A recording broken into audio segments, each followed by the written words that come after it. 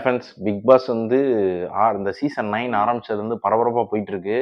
அதுவும் குறிப்பா வந்து பார்த்தீங்கன்னா, இந்த தர்பூசணி வாட்டர்மெலான் ஸ்டார எப்படா அடிச்சு நொறுக்கலாம்னு எல்லாரும் வெயிட் பண்ணி ஃபர்ஸ்ட் டேலேருந்து ஃபைட்ட ஸ்டார்ட் பண்ணாய்ங்க. ஆனா பார்த்தீங்கன்னா, அது அவருக்கே பாசிட்டிவா போய் முடிஞ்சு, அவர் மேல சிம்பத்தி கிரியேட் ஆயி, அவருக்கு அதிக ஓட்டு போட்ட மாரி தான் இருந்துச்சு. ஆடியன்ஸோட சப்போர்ட் அவருக்கு தான் இருக்கிற மாரி இருக்கு.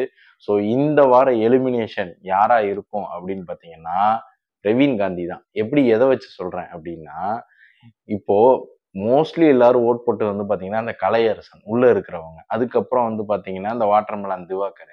அதுக்கப்புறம் தான் பிரவீன் காந்தி. ஆனா ஃபர்ஸ்ட் எல்லாருமே என்ன நெனச்சிருப்போம், இந்த வாட்டர்மெலன்னு பாத்தாலே எரிச்சலா வருதுடா, இவன எப்படா ஒடைக்கலாம்னு உட்கார்ந்துருப்பாய்ங்க. ஆனா அது முடியாம போச்சு.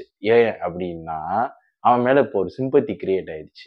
இப்ப பிக் பாஸோட ஸ்ட்ராட்டஜி என்னன்னா, அந்த ஒரு சீசன் 2 சீசன் நம்ம வந்து பார்க்கும்போதே அத வந்து நம்ம ஈஸியா கண்டுபிடிக்கலாம். இந்த சீசன்ல அதே தான் நடந்திருக்கு. ஆரம்பத்துல வந்து பாத்தீங்கன்னா, கொஞ்சம் ஸ்லோவா ஆரம்பிச்சு டக்குன்னு ஒரு இடத்துல பீக்ல போயிட்டு, நம்மளே அவங்களோட இருந்து, ஓ! இவங்க பாயிண்ட் ஆஃப் வியூல இருந்து இவன் கோவப்பட்டது கரெக்ட் தான, அவன் கோவப்பட்டது கரெக்ட் தானு ஒரு 2 பேர் பார்க்கும்போது அவங்களுக்குள்ள ஒரு ஃபைட் வரும். அதுல இன்ட்ரெஸ்ட் ஆகி வந்து பாத்தீங்கன்னா, எல்லாரும் அத பார்க்க ஆரம்பிச்சுருவாங்க. அந்த நிகழ்ச்சியோட ஒன்றிருவாங்க. இதுல வந்து பாத்தீங்கன்னா, ஃபர்ஸ்ட் டேவே ஃபைட் ஸ்டார்ட் ஆயிருச்சு. அதுவும் குழாய் அடி சண்டை, தண்ணி அடி சண்டைன்னு அந்த மாதிரிலாம் போயிட்டாய்ங்க. இறங்கி லோக்கல் லெவல்ல பாத்தீங்கன்னா, தாறுமாறா போட்டுருக்காய்ங்க. ஆரம்பத்துல இந்த சீசன் ஆரம்பிச்சப்பவே, என்னடா இப்படிப்பட்ட குப்பையில தூக்கி உள்ள தூக்கி போட்டிருக்கீங்க, பிக் பாஸ்க்கு உண்டான மானமே மரியாதையே போச்சுடா அப்படின்னாய்ங்க. ஆனா இதுல என்ன காமெடி அப்படி கேட்டீங்கன்னா, இப்போ ஸ்பான்சர்ஷிப் வந்து பாத்தீங்கன்னா, கடைசி ஒரு 3 சீசன் 2 சீசனா வந்து குறைஞ்சுகிட்டே வந்திருக்கு. இந்த சீசன்ல வந்து எப்படியாவது நம்ம வந்து பாத்தீங்கன்னா, இந்த ஸ்பான்சர்ஷிப் அதிகரிக்கணும். ஸோ இதுக்கு வந்து என்னடா பண்ணலாம் அப்படின்ட்டு இருக்கும்போது, இந்த மாரி ஆட்கள போட்டு உள்ள எந்த லெவல்ல வேணாலும் இறங்கி அடிங்கடா. என்ன பிரச்சனைனாலும் இறங்கி அடிங்கடா. இதுக்கு வந்து டிஆர்பி ஏத்தணும், ஹைப்ப ஏத்தணும் அப்படின்ற மாரி முடிவுக்கு வந்துட்டாங்க போல. ஆனா இது ஸ்கிரிப்டட்ன்னு நெறைய பேர் சொல்றாங்க. எனிஹோ அதுக்குள்ள என்ன மீன் அவங்க நோட் பண்றாங்க அப்படின்னா, அவனோட ரியல் ஃபீலிங் என்ன? அவன வந்து டெம்ப்ட் பண்ணணும். அவன வெறியேத்துனாலும், அவனுடைய அந்த ஸ்டெபிலிட்டிய வந்து எந்த இடத்துலயும் விட்டுக் குடுக்காம இருக்கானான்றத பார்க்குறாங்க. ஓவர் ஹைப் ஆயி, டென்ஷன் ஆயி கத்துறவங்களும் இருக்காய்ங்க.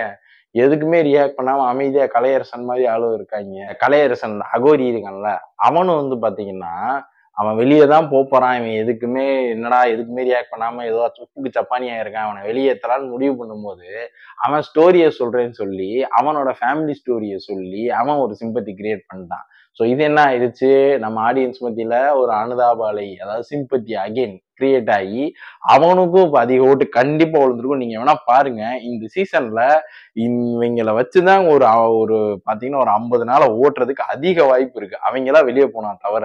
ஸோ இவைங்கள இல்ல அப்படின்னா, அந்த முக்கியமா அந்த வாட்டர்மெலன் இல்ல அப்படின்னா, இந்த சீசனோட டிஆர்பி கண்டிப்பா கம்மியாகும். அதனால அவன வச்சு கொஞ்ச நாள் ஓட்டுவாய்ங்க. அதுக்கப்புறம் வைல்டு கார்டுன்னு சொல்லி யாரையாவது கொண்டு வர வாய்ப்பு இருக்கு. இல்ல இவைங்கள வச்சே ஓட்டி பயங்கரமா கொண்டு போக வாய்ப்பு இருக்கு. இதுல அவங்க முக்கியமா செக் பண்றது என்ன அப்படின்னா, ஒருத்தன் எப்பவுமே நடுநிலையா, உண்மையா அவனோட ஃபீலிங்ஸ உண்மையா சொல்றானா அந்த ஷோல அப்படின்றத அவங்க மெயினா நோட் பண்றாங்க.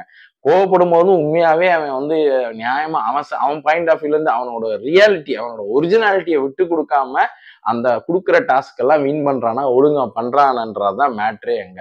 கோவம் வந்தா கோவப்படு, அழுதா அழு, சிரிச்சா சிரி, அமைதியா இருந்தா அமைதியா இருன்னு இதத்தான் அவனுங்க மெயினா செக் பண்றானுங்க. எல்லாத்துக்கும் வந்து நம்ம ஒரு கேம் ப்ளே பண்ணலாம், கான்டென்ட் கிரியேட் பண்ணலாம். இந்த நம்ம தர்பூசணி சொல்றாப்புல கான்டென்ட் கிரியேட் பண்றாங்க, கான்டென்ட் கிரியேட் பண்றாங்க. அந்த மாதிரிலாம் பண்ணணும்னு நெனைச்சிட்டு இருக்கானுங்க.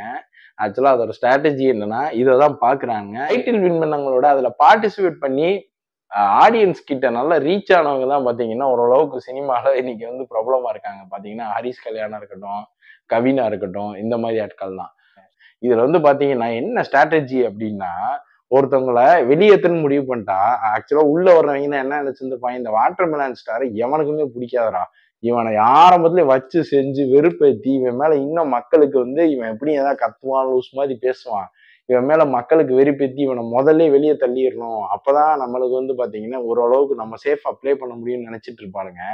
இப்ப வந்து பாத்தீங்கன்னா, அது இவனுங்களுக்கே பேக் ஃபயர் ஆகி, ஓவரா அவன வந்து அந்த பாடி ஷேமிங் பண்றது, அப்படி இப்படின்னு பேசுறதுன்னு சொல்லிட்டு அவன ரொம்ப வெறியேத்தி, இப்ப அவன் மேல சிம்பத்தி வந்து அவனுக்கு அதிக ஓட்டு போயிருச்சு. இப்ப பிரவீன் காந்தி ஏன் வெளிய போனாரு அப்படின்னா, அவர் எதுலயுமே இன்ட்ரெஸ்ட்டே எடுக்க மாட்டேங்கிறாரு. எதுலயுமே வந்து பாத்தீங்கன்னா, ஃபுல் அவருடைய கான்சன்ட்ரேஷன் பண்ண மாட்டேங்கிறாரு. அவர் வந்து ஒரு சூப்பர் டீலக்ஸ் இதுல இருந்தாலும், அவரால வந்து பாத்தீங்கன்னா, ஒரு சீனியரா இருக்காரு. ஒரு நடுநிலையா எப்படி ஃபர்ஸ்ட் சீசன்ல ஸ்நேகன்லாம் கொண்டு போனாரு. அந்த மாதிரி கொண்டு போக முடியல அவரால. ஸோ அவர் ஏன் எவிக்ட் ஆகுனா, அவர் எதுலையுமே ஓவர் ஹைப்பாவும் ஆகல. கடைசி அந்த பார்வதி விஜய் பார்வதி கிட்ட வந்து ஒரு தடவை டென்ஷன் ஆகி, அம்மா கால கீழ இருக்கு, நீ என்ன சிரிக்கிற நான் பேசும்போது, என் ஸ்டோரிய சொல்லும்போது, வெளிய போன்னு சொல்லும்போது மட்டும்தான் அவர் வந்து ஓரளவுக்கு டெம்ப்ட் ஆனாரு. பட் அதுக்கப்புறம் அப்படியே அமைதியாவே இருக்காரு. எதுக்குமே ரியாக்ட் பண்ண மாட்டேங்கிறாரு. ஆக்சுவலா இது பாத்தீங்கன்னா கலையரசன் மேல வச்ச குற்றச்சாட்டு. ஆனா கலையரசன் கண்டிப்பா எவிக்ட் ஆக மாட்டான். இந்த சீசனை பாத்தீங்கன்னா அட்லீஸ்ட் அட்லீஸ்ட் ஒரு 50 நாளாவது இந்த வாட்டர்மேலன் ஸ்டாரை வெளியே தள்ளவே மாட்டாங்க. பார்த்துக்கிட்டே இருங்க. அவனை மேற்கொண்டு மேற்கொண்டு அடிச்சுக்கிட்டே இருந்தாலும் அவனுக்கு வந்து சிம்பத்தி கிரியேட் ஆகி அவனுக்கு தான் ஓட்டு விழும். இப்போ அவனுக்கு கிடைச்ச ரெஸ்பான்ஸ் அந்த நேத்து விஜய் சேதுபதி பேசும்போது அந்த ஆடியன்ஸோட ரெஸ்பான்ஸை வச்சு உள்ள இருக்கிறவனுங்க வந்து கணிச்சிருப்பானுங்க.